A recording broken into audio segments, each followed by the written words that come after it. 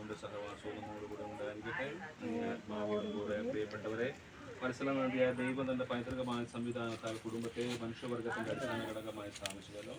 അവിടുത്തെ ദൈവോത്തരം വളർന്ന തിരുകുടുംബത്തിന്റെ മാതൃകയിൽ എല്ലാ അംഗങ്ങളും പരസ്പര ധാരണയിലും ഐക്യത്തിലും വിശ്വാസത്തിലും സ്നേഹത്തിലും ഈ ഭവനത്തിൽ ജീവിക്കാൻ ദൈവത്തോട് നമുക്ക് പ്രാർത്ഥിക്കാം. ചൊല്ലാം. ഞാൻ ലോകത്തിന്റെ പ്രകാശമാകുന്നു. എന്നെ അനുഗമിക്കുന്നവൻ അന്ധകാരത്തിൽ നടക്കുന്നില്ല. അവന് ജീവന്റെ പ്രകാശം ലഭിക്കുന്നു എന്നരുൾ ചെയ്ത കർത്താവ് ഈ ഭവനത്തിന് ജീവന്റെ പ്രകാശം പ്രദാനം ചെയ്യട്ടെ. ആമേൻ.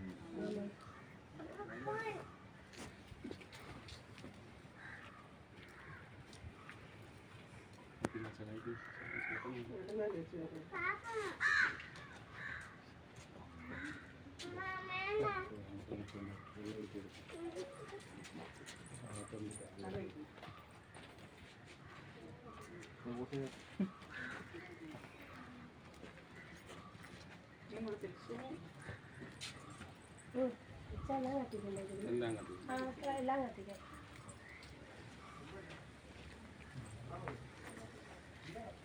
താക്കോല്